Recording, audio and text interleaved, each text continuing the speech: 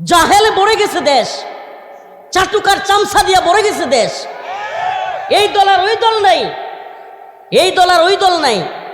আজকের একটা নিউজ দেখলাম নরসিংদীতে, একটু আগে নিউজটা দেখলাম। নরসিংদীতে এক মাহফিলে আপনার এক দলের যারা মনে করে এখনই মনে ক্ষমতায় এসে পড়ছে, তারা এই দলের দুই ভাগাভাগি হইয়া মাহফিলের পুরো প্যান্ডেল পুড়ে ফেলছে। আজকের নিউজ এটা, নরসিংদীতে কিছুক্ষণ আগে মাহফিলের স্টেজ পুড়ে ফেলছে তারা। প্রিয় ভাইরা আমার, বন্ধুগণ আমার, এগুলো থেকে আল্লাহ পাক আমাদেরকে মুক্ত রাখুক, বলেন আমিন। আরো জোরে বলেন আমিন। প্রিয় উপস্থিতি, আমি যে কথাটা বলতে চাচ্ছিলাম, তার টেম্পল নির্মাণ করতে চায় ইসরায়েল, আরেকদিকে এই যে হিন্দুত্ববাদী ভারত, এরা চায় অখণ্ড ভারত প্রতিষ্ঠা করতে। একদিকে ইসরায়েল, দ্য গ্রেট ইসরায়েল রাষ্ট্র গঠন করবে, তাদের মসি আসবে, পুরো পৃথিবী তারা দখলে নিবে। ইসরায়েলিদের কথায়, ইহুদিদের কথায় গোটা পৃথিবী চলবে, এটা তাদের স্বপ্ন। এজন্য তারা, আমাদের কাছে নিউজ আছে, এজন্য তারা যে কোনো মুহূর্তে, আল্লাহ মাফ করুক, এরা এই যুদ্ধবিরতি খেলা খেলতে থাকবে, যে কোনো মুহূর্তে তারা আল আকসার উপরে আঘাত হানবে, নাউজুবিল্লাহ। এবং আকসাকে ধ্বংস করে দিয়ে তারা সেখানে তার টেম্পল নির্মাণ করবে, এটা তাদের প্ল্যান। এবং আমাদের পার্শ্ববর্তী দেশ ভারত, এই হিন্দুত্ববাদীদের স্বপ্ন হলো অখণ্ড ভারত, রাম রাজত্ব কায়েম করা, অখণ্ড ভারত। বাংলাদেশ, ভারত, পাকিস্তান, নেপাল, ভুটান, শ্রীলঙ্কা, মালদ্বীপ, আফগানিস্তানের কিছু অংশ, এই সমস্ত অঞ্চল নিয়ে অখণ্ড ভারত, যেই দেশ রাম রাজত্বে চলবে, যেই দেশে হিন্দুত্ববাদীরা ব্যতীত অন্যদের ভোটাধিকার থাকবে না, যেই দেশে অন্য ধর্মের লোকেরা উপরের কোনো স্থানে গিয়ে চাকরি করতে পারবে না, যেই দেশে হিন্দুত্ববাদীরা হবে এক ক্যাটাগরির নাগরিক, এরপরে যারা অন্যান্য যারা এরা সাধারণ নাগরিক বা বিসি, এইভাবে। এই হলো এদের চিন্তা চেতনা। প্রিয় ভাইরা আমার, বন্ধুগণ আমার, প্রিয় মুসলিম উম্মাহ, আমি আপনাদের কাছে, আমাদের কাজটা কি আসলে, আমাদের কাজটা কি? নামাজের কথা, হজের কথা, কুরবানির কথা, রোজার কথা, এগুলো তো বলবোই আমরা। এগুলো তো এই উম্মার কাছে দায় হিসেবে আমাদের দায়িত্ব পৌঁছাইতে হবে। কিন্তু এটাই কি আমাদের আসল কাজ? আমি তো মনে করি আল্লাহ পাক যে উদ্দেশ্যে রসুলকে পাঠিয়েছেন, কোরআনের যে ঘোষণা তিনি দিয়েছেন, হুয়াল্লাযী আরসালা রাসূলাহু বিল হুদা ওয়া দীনিল হক লিইয়ুযহিরাহু আলাদ দীনি কুল্লিহি ওয়ালাউ কারিহাল মুশরিকুন। আল্লাহ রাব্বুল আলামিন বলেন, আমি আমার পয়গম্বর মুহাম্মদ আরবি সাল্লাল্লাহু আলাইহি ওয়াসাল্লামকে পৃথিবীতে পাঠিয়েছি। ওয়াল্লাযী আরসালা রাসূলাহু বিল হুদা ওয়া দীনিল হক, সত্য দিন দিয়ে, হিদায়াত সহকারে। কেন? লিইয়ুযহিরাহু আলাদ দীনি কুল্লি, সমস্ত দিনের উপর এই দিনকে বিজয়ী করবার জন্য। বলেন না, কিসের জন্য? সমস্ত দিনের উপর, সমস্ত মতবাদের উপর এই দিনকে বিজয়ী করা। সমস্ত মতবাদ, সমস্ত জাহালত, সমস্ত কুফরি সিস্টেম, শিরকি সিস্টেম, সমস্ত তাগুতি সিস্টেম, সব কিছুকে পরিবর্তন করে একমাত্র আল্লাহর জমিনে আল্লাহর দ্বীনকে প্রতিষ্ঠা করবার জন্যই আমার রসুলকে আল্লাহ পাক পাঠাইছেন। আচ্ছা, ওই কাজটা এখন রসুল নাই, ওই দায়িত্বটা কি এখন উলামায়ে কেরামের না? আমার কথা কি বুঝাইতে পারতেছি না? বুঝতেছেন আপনারা? ওই দায়িত্বটা কি উলামায়ে কেরামের আছে না? ওই দায়িত্বটাই আমরা পালন করতেছি। সেই দায়িত্বটা কি? এই উম্মাকে বুঝানো, শত্রু মিত্র চিনানো, এই উম্মাকে ঐক্যবদ্ধ করা, উম্মার বিজয়ের জন্য, শাহাদাতের জন্য এই উম্মাকে ঐক্যবদ্ধ করা। যেই বড় শত্রু আমাদের উপর চেপে বসে আছে, এই শত্রু থেকে রক্ষা পেতে হলে এই দলাদলি, এই মতাদর্শিক আদর্শগত চিন্তা চেতনার তাফাররুক, দলীয় তাফাররুক, এই মতবাদ, একে অপরের সাথে হাতাহাতি মারামারি, মুসলমান এটা চলতে পারে না। আমাদেরকে ঐক্যবদ্ধ হতে হবে ঈমানের দাবিতে, আল্লাহর জন্য, দ্বীনের জন্য, এই ভূখণ্ড রক্ষা করবার জন্য। এই কনসেপ্ট প্রত্যেকটা মানুষের অন্তরে ধরায়া দেওয়া, এটা দায়ীদের দায়িত্ব। প্রিয় হাজিরিন, প্রিয় উম্মাহ, প্রিয় জাতি, আল্লাহ পাকের কথা ক্লিয়ার বোঝার চেষ্টা করবেন। আল্লাহ বলেছেন, তোমাদের কঠিন শত্রু হলো ইহুদি এবং মুশরিকরা। আমরা একদিকে তার টেম্পল নির্মাণ করবার জন্য ইহুদিদেরকে তৈরি দেখতেছি, আরেকদিকে অখণ্ড ভারত রাম রাজত্ব প্রতিষ্ঠার জন্য হিন্দুত্ববাদীদেরকে দেখতেছি। প্রিয় মুসলমান, আমি জানতে চাই, বাবরি মসজিদ ভেঙ্গে গুড়িয়ে দেওয়া হয়েছে, আপনারা কি এটা জানেন? কারা করছে এটা? শুধুমাত্র ভেঙ্গে চুরমার করে নাই, বাবরি মসজিদের জায়গায় রাম মন্দির নির্মাণ করছে। করছে কি করে নাই? প্রিয় হাজিরিন, যারা আমাদের বাবরি মসজিদ ভেঙে রাম মন্দির নির্মাণ করেছে, আল্লাহ না করুক এরা যদি সুযোগ পায় বাইতুল মুকাররম ভেঙ্গেও মন্দির বানাবে না? আমার কথা বুঝতেছেন? করবে কি করবে না? আপনাকে আরেকটা নিউজ দেই, আমরা এই নিউজগুলো জানিও না, পড়িও না, শুনতেও চাই না। আমাদের ওই কাশ্মীরের কিংবা ইসরায়েলের ফিলিস্তিনের গল্প একটু পরে হবে। একেবারে কাছাকাছি আসেন, আসাম, বাংলাদেশ সীমান্তের খুব কাছাকাছি আসাম। আসামে মুসলমানদের ঘর বাড়ি প্রায় প্রতিদিন বুলডোজার দিয়ে গুড়িয়ে দেওয়া হচ্ছে। মুসলমানদের মাদ্রাসাগুলো বুলডোজার দিয়ে গুড়িয়ে দেওয়া হচ্ছে, মসজিদগুলো বুলডোজার দিয়ে গুড়িয়ে দেওয়া হচ্ছে। বাঙালি বাঙালি বলে মুসলমানদেরকে আসাম থেকে তাড়িয়ে দেওয়ার প্ল্যান করা হচ্ছে, খুব কাছেই। এবার আসেন আমাদের দেশ নিয়ে। তাদের একটা সাজানো গুছানো পুতুল ছিল বাংলাদেশে, যেটা ৭৫ পরবর্তী ৬ বছরে একেবারে ভারতের মোস্ট প্ল্যানে তারা এই পুতুলটাকে তৈরি করেছিল। ৭৫ থেকে ৮১ পর্যন্ত ৬ বছর ভারতে রেখে খাওয়াইয়া পড়াইয়া এই পুতুলটাকে বাংলাদেশে পাঠাইছিল, একেবারে আদর্শিকভাবে কিংবা ব্রেন ওয়াশ করে বাংলাদেশে পাঠাইছিল এই দেশের ইসলাম পন্থাকে ধ্বংস করে দেওয়ার জন্য। সেই পুতুলটার নাম হলো শেখ হাসিনা।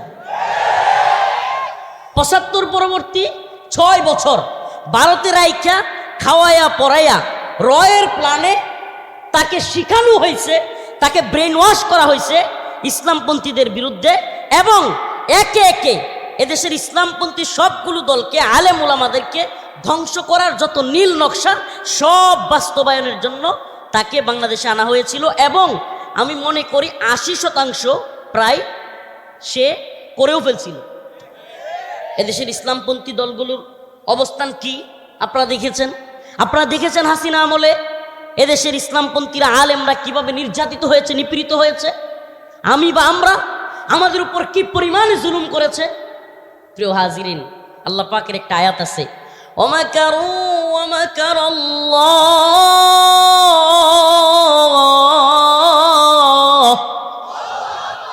ওয়াল্লাহু খায়রুল মাকিরিন।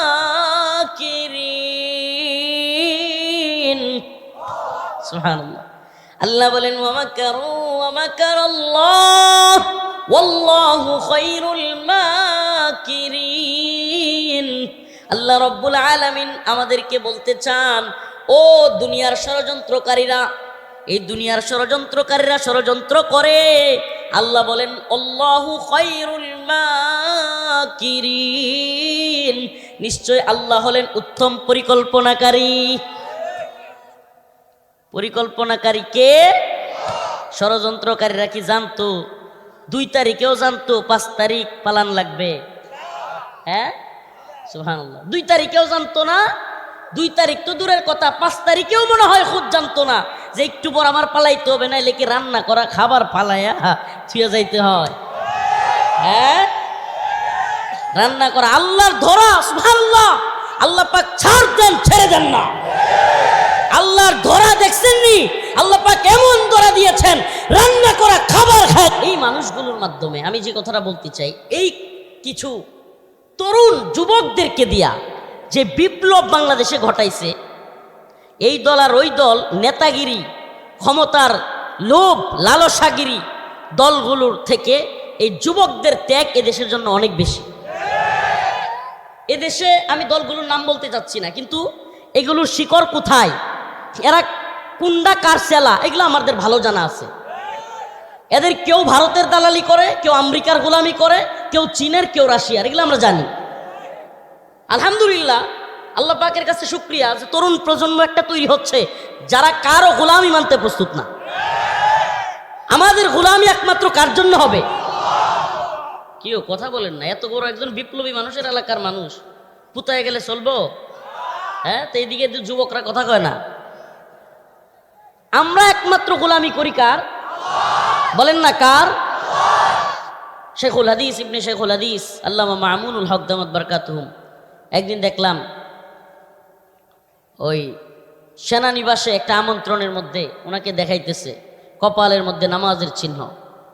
আমরা চাই নতুন প্রজন্মের নেতৃত্বের মধ্যে দ্বীনি মূল্যবোধ, ইমানি চেতনা, ইসলামের প্রতি ভালোবাসা, এটা দেখতে চাই আমরা। এটা বাস্তবতা। তারা দাজ্জালের অপেক্ষায় আছে, দাজ্জাল গোটা পৃথিবী শাসন করবে এই অপেক্ষায় আছে, এবং দাজ্জালের হাতে সব কিছুর নিয়ন্ত্রণ থাকবে। নাউজুবিল্লাহ। আস্তে আস্তে আমরা যদিও এটার প্রমাণ পাচ্ছি।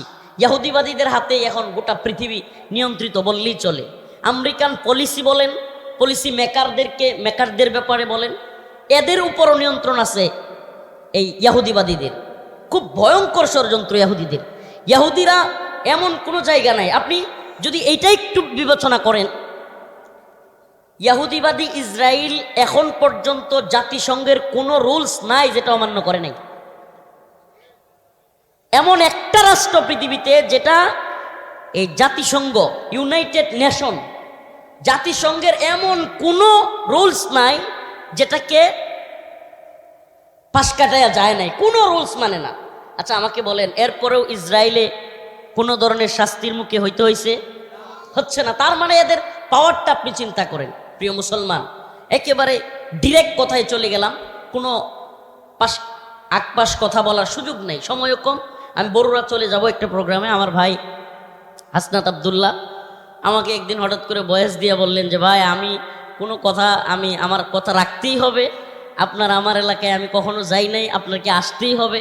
তেমনভাবে বলার পরে আল্লাহ পাক আনফুসিনা ওয়া মিন সাইয়্যাতি আমালিনা মান ইয়াহদিহিল্লাহু ফালা মুদিল্লা লাহু ওয়া মান ইউদ্লিল ফালা হাদিয়া লাহু ওয়া নাশহাদু আন লা ইলাহা ইল্লাল্লাহু ওয়াহদাহু লা শারীকা লাহু أما بعد فأعوذ بالله من الشيطان الرجيم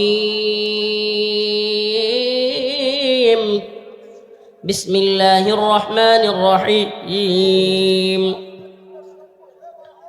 يا أيها الذين آمنوا لا تتخذوا اليهود والنصارى أولياء بعضهم أولياء بعض ومن يتولهم منكم فإنه منهم إن الله لا يهدي القوم الظالمين صدق الله مولانا العظيم وصدق رسوله النبي الكريم ونحن على ذلك من الشاهدين والشاكرين والحمد لله رب العالمين সকলে একটু দুরূদ শরীফ পড়ি। আল্লাহুম্মা সাল্লি আলা মুহাম্মাদিন ওয়া আলা আলি মুহাম্মাদ কামা সাল্লাইতা আলা ইব্রাহিম ওয়া আলা আলি ইব্রাহিম ইন্নাকা হামিদুম মাজিদ। আল্লাহুম্মা বারিক আলা মুহাম্মাদিন ওয়া আলা আলি মুহাম্মাদ কামা বারাকতা আলা ইব্রাহিম ওয়া আলা আলি ইব্রাহিম ইন্নাকা হামিদুম মাজিদ।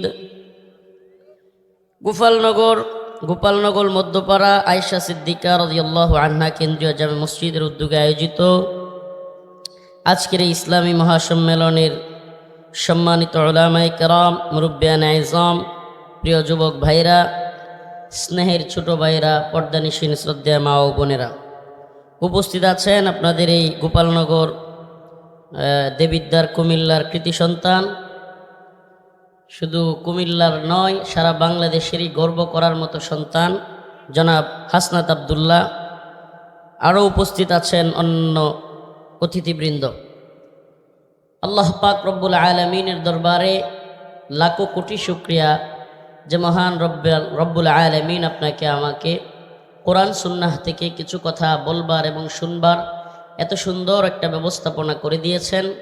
সেজন্য অন্তরের অন্তঃস্থল থেকে কালিমাতুশ শুকুর আদায় করে স্বতঃস্ফূর্ত আওয়াজ করে বলি আলহামদুলিল্লাহ। প্রিয় উপস্থিতি, আমি আপনাদের সামনে মুসলমানদের জন্য শত্রু এবং মিত্র এই বিষয় নিয়ে আলোচনা করব। মুমিনের শত্রু কারা, মুমিনের বন্ধু কারা, মুমিন কার সাথে বন্ধুত্ব করবে, কার সাথে শত্রুতা পোষণ করবে, কিংবা মুমিনের আসলি দুশ্মন প্রকৃত পক্ষে শত্রু কারা, এই ব্যাপারে আলোচনা করব ইনশাআল্লাহ। ওমা তৌফিক ইল্লা বিল্লাহ। এই আলোচনাটা খুবই জরুরি এই কারণে যে আমরা আজকে শত্রু চিনতেও যেমন ভুল করতেছি, বন্ধু চিনতেও ভুল করতেছি।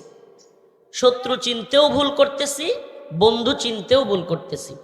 শত্রুর অবস্থান, শত্রুর মান, প্রত্যেকটা বিষয়কে আমরা যাচাই করতে ভুল করতেছি। মনে করেন আপনি কিংবা আমরা সাধারণভাবে চিন্তা করি যে আমাদের 3 প্রকারের শত্রু আছে আমাদের কারো।